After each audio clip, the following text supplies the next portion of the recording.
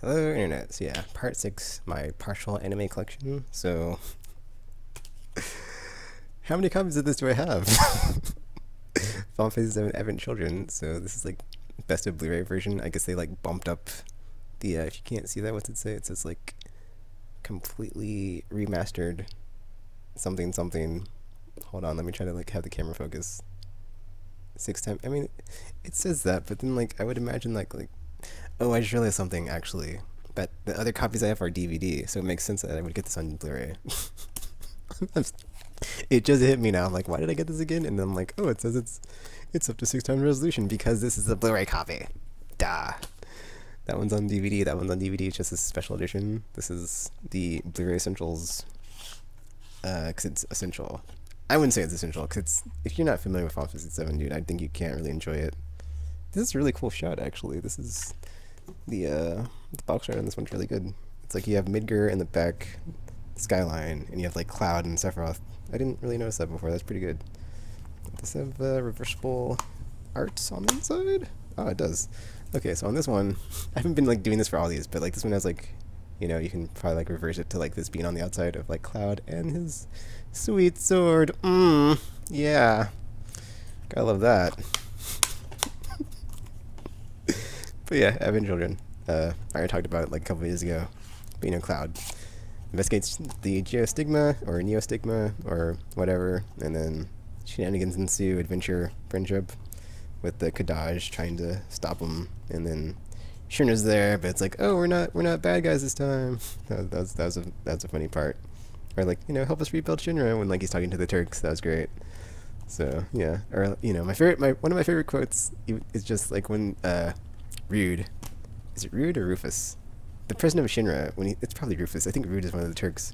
But when he says, don't you want to put smiles on the children's faces again? Because I use that a lot. It's like, it's like clearly this is one of those moments where someone doesn't want to put smiles on the children's faces again when like, stuff goes down. Okay. A lot of stuff to go through still. Let's keep going. So actually I haven't seen this one. This is my Blu-ray copy of Dragon Ball Z. What is this? Resurrection F. So this is the one where Frieza gets a new form. I have not seen it, so I do not know if he actually has a new form. But then I've also heard there's like another part to this one, so it's like after this one. So I'm not even sure if he has new form in this one. I need to watch this one though, because I did watch the next movie I'm about to talk about, which is Dragon Ball Z Battle of the Gods, and yeah, it's fantastic. It was great because like Super Saiyan 4. It's like what else is there? And apparently, Super Saiyan God, red hair. Yeah, that was pretty cool. I mean, it's pretty cool though because it's kind of like the Kaioken thing where it's like, you can only have it for so long before you cannot sustain it because your body can only take so much. So it's like that was pretty cool to see. So it's like it would be like and like it hints that like they might continue this, but it's like well, I don't want to get into like how Goku gets the Super Saiyan 4 because I don't want to give it away, but I would be interested to see like how you could like train to sustain that for like long periods of time. So I think even when he was Super Saiyan 4, like Lord Beerus was just like kicking the crap out of him. So that was like another thing is like he finally like met his match as far as like not being able to like ascend and then overtake the threat that he was faced with. So that was neat. There's also some really funny parts in this one. Majin Buu has like the funniest part in this movie when he like makes Lord Beerus mad. It is the best. I'm not gonna say what happens, but when you see it, you'll be laughing because it's like he just did that, and that was. I'm thinking about it in my head. It's like so silly, so silly. All right, and then this is Akira. I have this on DVD as well though, but I think this is the Blu-ray DVD copy anyway, so it doesn't matter. But yeah, this is a Blu-ray DVD copy, so I have like 2 copies of it on DVD. Anyway. Yeah, I saw this way back when on Saturday Anime on Sci-Fi Channel, and just like it changed my life forever. Because this is like one of my favorites too. Of just like it is just so action packed, just like visually, like yeah, just visuals alone to me is like what makes this film like worth seeing. It's just like the whole from like Kanata's motorcycle, which is always like the big on the cover, to that insane fight with Tetsuo and Kanata at the end. Just just and just like everything like that nightmare scene where he has like the giant teddy bear like in the room as it's like, doing that thing, and it's like, he's like been drugged by the government and like thinks he's hallucinating. That's good stuff. That was good stuff. That was just like, it's like seeing that as a kid. That was like, what the f.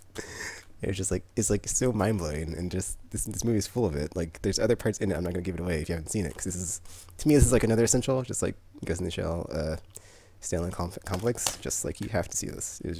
It will change your life, like it changed my life. And as like, this anime thing is cool. Must have more and stuff. I didn't really go over that one, but it's like I can't really go over it without giving it away. Well, I can, but I don't want to, because it's like I shouldn't have to say anything. It's like it's essential, dude. It's like just thank me later. All right, now we're getting into the sweet samurai awesomeness, but Samurai 7, another one of my favorites. So good.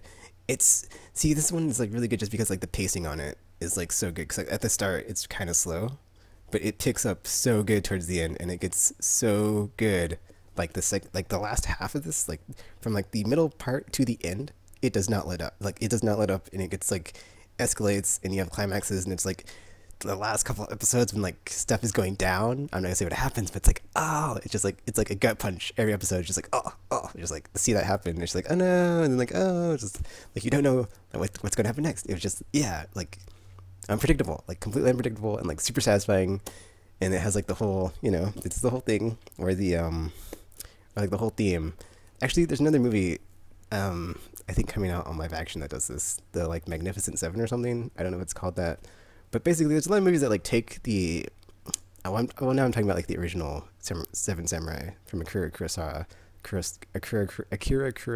and then like basically you have an invading force that is like threatening or just antagonizing a peasant force, or not like a peasant force. It doesn't have to be a peasant force. I'm sorry, but you have like an outside force that comes to like that is like more advanced or more dangerous or more militarily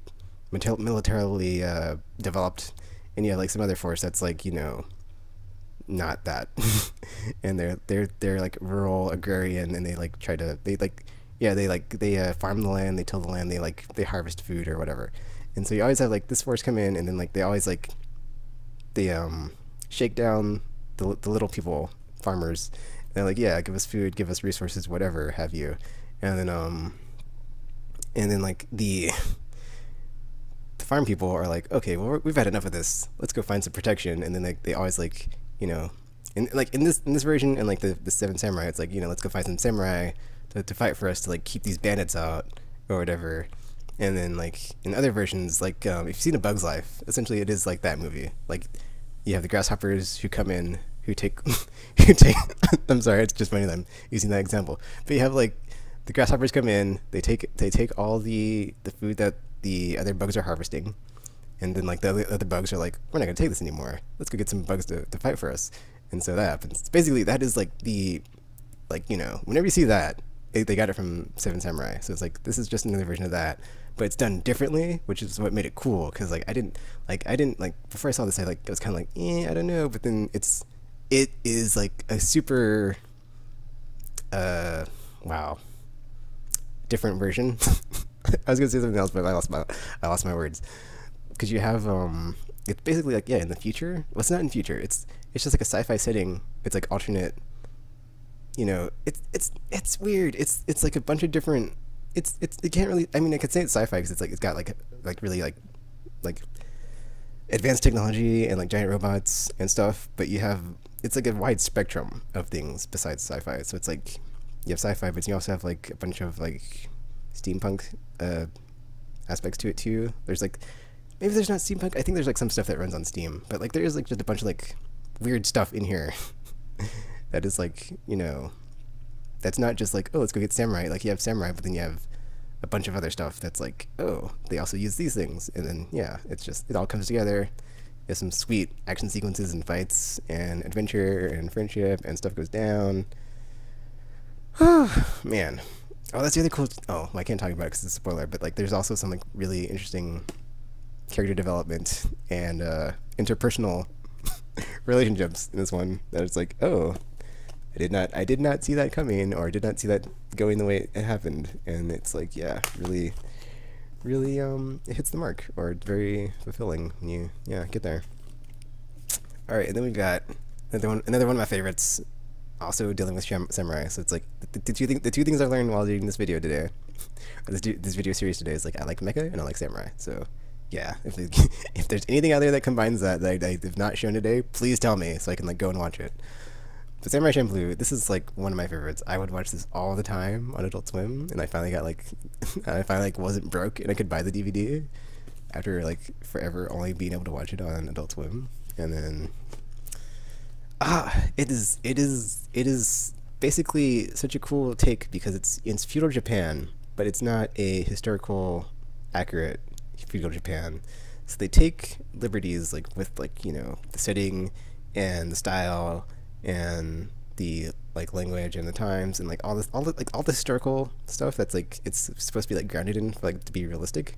They take a lot of liberties. So it's like this episode you have like this like beatboxing DJ samurai dude who's like trying to like make rhymes to like have few like fall in love with this one guy. Oh, that was great. And then you have like this one episode where Mugen is like a graffiti artist. It's great. And then like Gene wears glasses, which I don't even know if those were invented back then. So that was great. It's a fun effing ride, man. And then you have a bunch of sub arcs. Like each character has their own like character arc of like their adventure of like what they're like doing and like why they're on this journey to find the samurai who's like cause that's like that, yeah. Cause like it basically just starts off with like them helping Fu try to find this dude. Cause she's like orphaned and like she's like, well, there's this guy that smells like sunflowers, the sunflower samurai, and so they basically try to find him, and it's like adventures like that never stop as they try that. But then you have like an arc developed with Gene and an arc developed with Mugen as you get to where Mugen came from, and it's like, oh well, apparently stuff went down here, and then like Gene is apparently stuff went down with him, and it's like, oh well, he's got a darker past new thing. So it's like, ooh, I thoroughly enjoyed this movie, or I'm sorry, the series. It's one of the best ever. Loved it. It's just I could watch this all day, and it never gets old. The music is amazing, the action sequences are amazing, the character development's amazing, the storyline's amazing, the character design and the fashion's amazing. Just so good. Just to me, it's like, yeah. I just thought about this. Like I would say like, okay, maybe that's kind of like overdoing it, but it's kind of like Cowboy Bebop Space is like this is the feudal Japan. It's just like a very refreshing take on it with a really good vibe going on. All the notes hit and fun times ensue, and it's very rewatchable. All right, another one I love a lot. This is definitely in my top 5, top 10. Outlaw Star. This one I saw on Toonami back in the day, and I just like fell in love with it. It's really cool because it's about these bounty hunters, Gene Starwin and his buddy. I can't think of his name. Roy, whatever, it doesn't matter.